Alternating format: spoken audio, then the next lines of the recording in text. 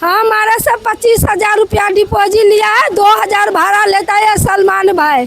पिछली खबर दिखाई थी वो भी सच साबित हुई। किस तरह चिल्ला चिल्ला के इनके आंसू बोल रहे हैं कि गरीब को किस तरह लूटा जाता है। छोटे छोटे भीख मांगते छोटे छोटे बच्चे हैं, मैं कहाँ से लाऊं?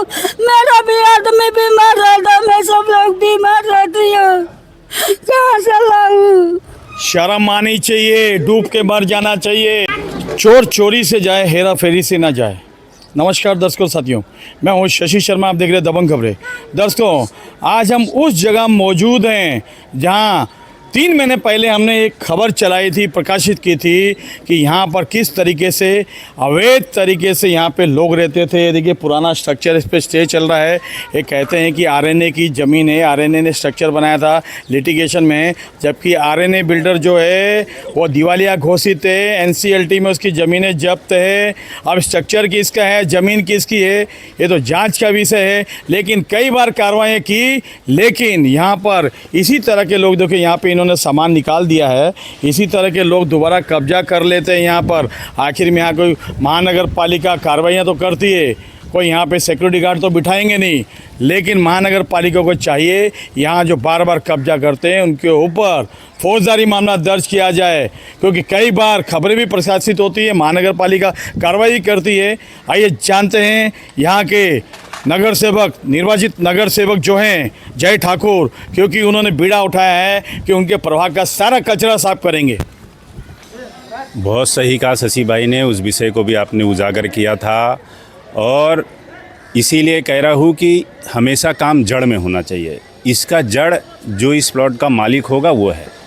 अगर उसके प्लॉट में इतनी आवाजाही हो रही है, लोग भाड़े पे दे रहे हैं, या कोई भी व्यक्ति है असामाजिक तत्व है जो इस जगह से भाड़ा ले रहा है, तो इसका मतलब है कि जिसका भी ये प्लॉट होगा उसकी जानकारी में होगा, उसके संरक्षण में हो रहा होगा।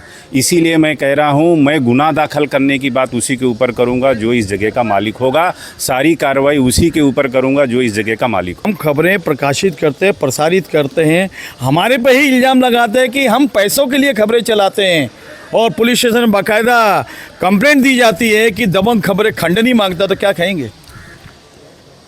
जो खबर आप चलाते हैं और चलाए थे उसमें पूरी तरह सत्यता है, और आप हमेशा सत्य को उजागर करने का काम करते हैं, और जो सत्य को आगे लेके चलता है उसके जलने वाले जलते रहते हैं, बोलने वाले को बोलते रहिए। दबंग हमेशा दबंग ही रहता है। देखिए किस तरह इन्होंने कहा है, सत्य की राह पे चलने वाला आदमी परेशान जरूर होता है, पराजित नहीं होता। सोसाइटी वाले भी हैं, उनसे भी जानते क्या कहना चाहेंगे। सर कहाँ रहते, क्या नाम है आपका? अंजनी पैराडाइज में रहता हूँ, 10th फ्लोर पे, फिरोज़ नाम है मेरा।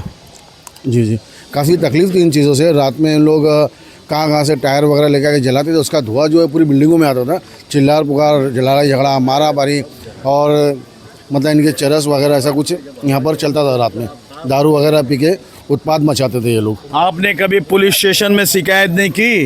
नहीं, हमारी सोसाइटी के चेयरमैन हैं, इन्होंने काफ़ी मतलब नहीं लेटर वगैरह और जय साहब को कांटेक्ट किया था इन्होंने इस चीज़ के बारे में। देखिए इन्होंने कहा है कि यहाँ पे अवैध गतिविधियाँ चलती है, जानते हैं चेयरमैन से क्या कहना चाहेंगे?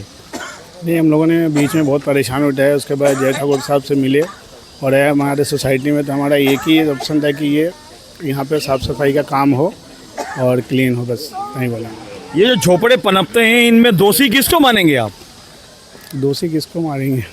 जो ऊपर में है लैंडलॉर्ड है उसको दोषी मानेंगे। उनको यहाँ पर गेट बना के सारी चीज़ें को ब्लॉक करना चाहिए, ताकि कोई यहाँ पर आ नहीं सके बेकार के लोग। उनकी गलती की वजह से प्रॉब्लम क्रिएट हो रहा है। हमारे माध्यम से क्या गुहार लगाएंगे? आपसे यही रिक्वेस्ट करेंगे कि ये पूरे तरीके से इसका समाधान निकले। देखिए किस तरह से इन्होंने कहा है कि इस समस्या का समाधान होना चाहिए, बार बार ये समस्याएं उठनी नहीं चाहिए। हमारे साथ और भी हैं सोसाइटी के लोग, उनसे जानते हैं क्या कहना चाहेंगे। मैं सर्वोदय कॉम्प्लेक्स का चेयरमैन महेंद्र दुबे। ये स्ट्रक्चर जो है आरएनए के नाम पे है, लोग कहते हैं कि आरएनए का स्ट्रक्चर है, बट ये अनलीगल स्ट्रक्चर है, और इसमें अवैध लोगों को बसाया गया हुआ है, और इनसे निरंतर भाड़े वसूले जाते हैं। ये आदमी सामने नहीं आता कि वो कौन है। अभी जस्ट हमने वो मछली वाले से बात किया, बोले 6,000 रुपये हम भाड़ा देते हैं क्या, और इतना रात को पी पा के दारू पीना, मार पीट, गाली गल, रात को 1 बजे 1:30 बजे हम लोग का सोना दुबार हो गया है। मतलब हम लोग उठ नहीं पाते, मतलब कब सोएंगे कब उठेंगे पता नहीं, यहाँ पे इतना तमाशा होता है। आपने कभी कोशिश की कि कौन किराया वसूलता है, कौन है झोपड़ा माफिया? क्योंकि हमने अपनी पिछली खबर में प्रकाशित किया था, उसका नाम भी प्रकाशित किया था। नहीं तो हमारे यहाँ पे लोगों को पूछे तो बोले वो एक आदमी आता है वो लेके जाता है, एक आदमी आता है, ये लोग नाम नहीं बताते, ये लोग नाम नहीं बताए। आज तक कई बार मैं यहाँ पे आ चुका, अंदर जाकर दीवार फांद करके मैं आया हूँ इन लोगों को वो करने के। अब मुझे खिड़की में से रोज़ इनको गालियाँ बकनी पड़ती है कि भाई तुम लोग शांत रहो, ये रात 1:30 बज रहा है 2 बज रहा है, ये लोग तमाशा करते हैं और दारू पी करके अननेसेसरी ये करते हैं। तो आप दीवार फांद कर आते हैं यहाँ पे, इनको डांटने के लिए आते हैं, कहीं आपको आपकी जान का खतरा नहीं होता? तो जान का खतरा तो वैसे भी है, वैसे भी है, ये लोग भी डाक जाते हैं वहाँ पे, ये तो है ही है। लेकिन अब उसके लिए परिवार, अब रात की नींद थोड़ी हराम कर सकता है आदमी। देखिए किस तरह इन्होंने कहा है कि चोर चोरी से जाए, हेरा फेरी से न जाए। अब ये कार्रवाई हुई पर 4-5 दिन के बाद देखोगे तो फिर यहीं पर पनपते दिखाई देंगे, क्योंकि इनको बाकायदा बसाया जाता है। पर्दे के पीछे कौन है सूत्रधार, हमने पिछली खबर में भी बताया था। लेकिन कहते हैं ना, जो खबर चलाता है, दबंगाई से खबर चलाता है, उसके खिलाफ शिकायतें की जाती है। लेकिन कहते हैं ना, ऊपर वाले की मार जब पड़ती है ना, तो उससे अच्छे बच नहीं पाते। और उस व्यक्ति का वही हश्र हुआ और आसमान की तरफ देख रहा था और ज़मीन की तरफ औंधे मुँह गिरा। अब देखना है हमारी खबर के बाद किस तरह शासन प्रशासन जागता है और पुलिस प्रशासन किस तरह कार्रवाई करता है।